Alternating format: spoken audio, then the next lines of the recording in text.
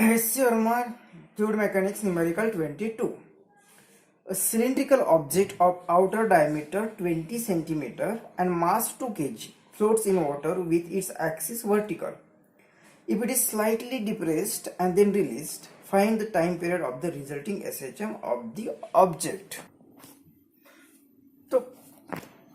तो यहाँ पे ये सिस्टम दिया, यहाँ पे एक सिलेंडर दिया हुआ है जिसका आउटर एज मतलब बाहर का, क्योंकि बाहर की साइड ही यहाँ पे पानी में इंसर्ट होने वाली है, तो इसलिए बाहर का डायमीटर बताया उन्होंने 20 सेंटीमीटर और इस ब्लॉक का मास दिया है 2 kg। अब ये जो पानी में रखा हुआ है इसे क्या करने वाले हम थोड़ा सा नीचे डिप्रेस करने वाले, थोड़ा सा इसे आप भी कोई कंटेनर में पानी की बकेट में एक अपनी बॉटल रखो और बॉटल को डिप्रेस करो, जैसे उसे छोड़ देते वो ऊपर आ जाती है। क्यों? क्योंकि पानी उस पर बाइंड फोर्स ऊपर की डायरेक्शन में एग्जर्ट करता है। तो यही यहाँ पे भी सेम होगा कि इसे थोड़ा सा नीचे आप इसे डिप्रेस करोगे तो ये पानी के अंदर चला जाएगा, तो ये एक्स्ट्रा जो फोर्स होगा, क्योंकि यहाँ पे उसे छोड़ देने के बाद इसका जो मास और जी मतलब वेट था उतने वेट से वो नीचे चला जाएगा, उतना बाइंड फोर्स बढ़ता जाएगा और एक इक्विलिब्रियम रीच होगी। लेकिन जैसे हम डिप्रेस कर रहे तो एक्स्ट्रा फोर्स आ गया, तो एक्स्ट्रा बाइंड फोर्स भी वहां पे आ गया। लेकिन हमने जैसे हाथ छोड़ दिया तो वो बाइंड फोर्स तो रहेगा वहां पे, तो वो बाइंड फोर्स उसे ऊपर की डायरेक्शन में ढकेल देगा, तो ये जो है वो उसके मेन पोजीशन पहले जहाँ पे था उससे ऊपर चला जाएगा। लेकिन जहां तक वो बाइंड फोर्स ऊपर जाके खत्म होगा वहां पे फिर ग्रेविटी के कारण फिर नीचे गिरेगा तो फिर ये बाइंड फोर्स आ जाएगा, तो इस तरह से ये ऑसिलेट होगा। तो यहाँ पे जो ऑसिलेट हो रहा है मतलब यहाँ पे कुछ रेगुलर टाइम पीरियड होगा जिसके कारण वो ऊपर नीचे ऑसिलेट हो रहा है। तो वो टाइम पीरियड जो होता है वो टाइम पीरियड का फॉर्मूला होता है T is equal to 2 under root displacement upon acceleration. तो ये हम ऑसिलेशन में पढ़ते हैं कि एक्सेलरेशन से ये टाइम पीरियड किस तरह से आता है, ऑसिलेशन में पढ़ देते हैं। तो ये टाइम पीरियड सिर्फ ऑसिलेशन में पूछते हैं ऐसे नहीं, तो यहाँ पे फ्लूइड मैकेनिक्स है, इलेक्ट्रोस्टैटिक्स में भी पूछ सकते हैं, अल्टरनेटिंग करंट या सर्कुलर मोशन, किसी भी चैप्टर में ये टाइम पीरियड का फॉर्मूला बन जाता है, टाइम पीरियड का न्यूमेरिकल बन जाता है। तो वहां पे आपको एक ही याद रखना है कि जो कुछ भी होगा वहां पे गिवन जो कुछ भी न्यूमेरिकल है आपको ये फैक्टर कैसे निकालना है, ये फाइंड करना है। डिस्प्लेसमेंट अपॉन एक्सेलरेशन अगर आप फाइंड करते हो तो ये तो 2 और रूट अंडर इतना ही बाकी है, तो टाइम पीरियड मिल जाता है। तो जो गिवन डेटा है उससे न्यूमेरिकल सिर्फ आपका ये होता है कि डिस्प्लेसमेंट अपॉन एक्सेलरेशन फाइंड करना। तो यहाँ पे भी ये फ्लूइड मैकेनिक्स का चैप्टर है और ये दिया कुछ अलग है, तो आपको ये फाइंड करना है डिस्प्लेसमेंट अपॉन एक्सेलरेशन। तो पहले यहाँ पे देखते हैं कि क्या गिवन है। ये ऑसिलेट हो रहा है, तो ऑसिलेट कौन कर रहा है? हमने जो थोड़ा सा उसे डिप्रेस किया था वो तो फोर्स निकाल दिया, तो ये बाइंड फोर्स उसे ऑसिलेट कर रहा है, मतलब ये बाइंड फोर्स के कारण ऑसिलेटिंग फोर्स कौन है? यहाँ पे ऑसिलेटिंग फोर्स मतलब F कौन है या रिस्टोरिंग फोर्स कौन है? तो ये रिस्टोरिंग फोर्स यहाँ पे बाइंड फोर्स है। और बाइंड फोर्स का मैग्नीट्यूड हम फाइंड कर सकते हैं कैसे? तो बाइंड फोर्स कितना होता है? ये यहाँ पे डिप्रेस करने के बाद जितना उसने लिक्विड डिस्प्लेस किया उसके उस वाटर का वेट उतना बाइंड फोर्स होता है। मतलब ये क्या होता है? mg फोर्स मतलब ये वेट मतलब ये mg, और ये किसका mg? तो डिस्प्लेस्ड लिक्विड का वेट मतलब ये g तो है, तो मास किसका? ये डिस्प्लेस्ड लिक्विड का मास इंटू g इंटू ए g। अब ये डिस्प्लेस्ड मास, कितना मास डिस्प्लेस होगा? तो ये सिलेंडर जितना पानी में इमर्स किया उतने वॉल्यूम का मास, तो मतलब मास नहीं पता लेकिन वॉल्यूम इंटू डेंसिटी लिख सकते हैं। तो ये वॉल्यूम किसकी? डिस्प्लेस्ड लिक्विड, यहाँ पे डिस्प्लेस्ड लिक्विड वाटर है तो वाटर का volume into density of water, ये होगा mass of displaced liquid into Ag। और ये होगा बाइंड, ये होगा रिस्टोरिंग फोर्स।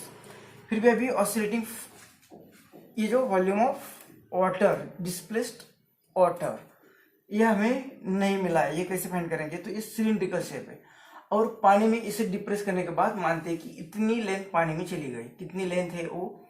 तो मानते हैं कि ये एक्स लेंथ अगर होगी तो एक कितना पानी कितना वॉल्यूम पानी के अंदर चला गया उतना वॉल्यूम में डिस्प्लेस हुआ है, मतलब ये वॉल्यूम कितना होगा? तो इस सिलेंडर का फॉर्मूला क्या होता है? Area into height. ये वॉल्यूम क्या होता है सिलेंडर का?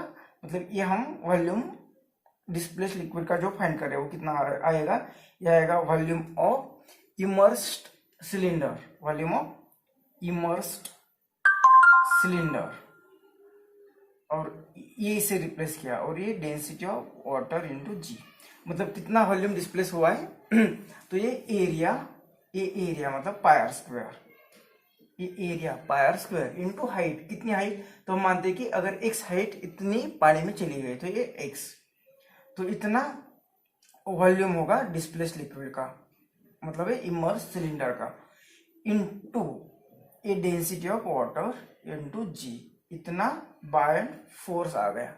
अब हमें क्या फाइंड करना था, यहाँ पे क्या याद रखना था, x अपॉन ए, तो अब x तो आ गया, तो ये एक्सेलरेशन कैसे आ जाएगा, तो ये एक्सेलरेशन इज इक्वल टू क्या होता है, फोर्स अपॉन मास, ये मास इसका जो बॉडी ऑसिलेट हो रही है उसका मतलब सिलेंडर का मास, ये मास इसका सिलेंडर का, मतलब ये डिवाइडेड बाय अगर मास किसका, सिलेंडर का मास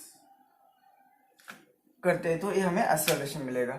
तो इस इक्वेशन से हमें x अपॉन ए मिलेगा, तो इस इक्वेशन से a को यहाँ पे डिवाइड करेंगे तो x अपॉन ए, और बाकी टर्म इधर भेज देंगे, तो ये F अपॉन मर्क्यूरी जो होगा, F अपॉन मास, मतलब ये एक्सेलरेशन। अब यहाँ पे x को ए डिवाइड करने चला जाएगा तो x अपॉन ए मिल जाएगा, is equal to remaining term इधर आ जाएगी, तो ए मास ऑफ सिलेंडर इस साइड में आ जाएगा, A M mass of cylinder है, पाई आर स्क्वायर भी डिवाइड होगा, पाई आर स्क्वायर भी डिवाइड होगा, डेंसिटी ऑफ वाटर और ये जी, तो इतना आ जाएगा। और ये जो कुछ टर्म आ गई तो time period, therefore time period क्या बनेगा, 2 पाई अंडर रूट में ये सब कुछ, अंडर रूट में सब कुछ, मतलब ये m divided by pi are square density of water into g, तो ये टाइम पीरियड अब यहाँ पे हमें मिल जाएगा t is equal to 2 pi under root mass कितना 2 kg डिवाइडेड बाय पाई की वैल्यू 3.14, आर कितना दिया है, तो डायमीटर दिया है 20 सेंटीमीटर, तो आर कितना आएगा 10 सेंटीमीटर, तो 10 इंटू 10 100, और ये मीटर में करते हैं इसे तो 10⁻⁴, सेंटीमीटर मतलब 10⁻² मीटर, और ये आर स्क्वायर है तो -4, डेंसिटी ऑफ वाटर तो ये एम केस में ही ले लिया तो ये 1000, और जी 9.8,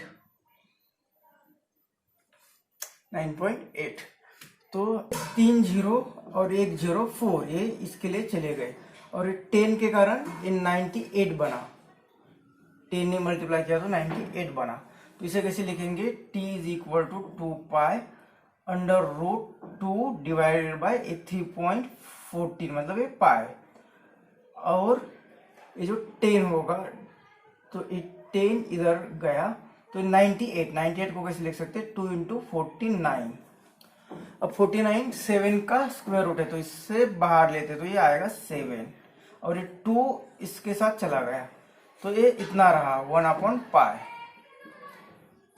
मतलब ये t is equal to 2 pi upon 7 और ये रूट पाई, तो ये पाई को भी कैसे लिख सकते हैं, root pi into root pi, मतलब ये रूट पाई भी इसके लिए चला गया तो ये इतना टाइम पीरियड आ जाएगा।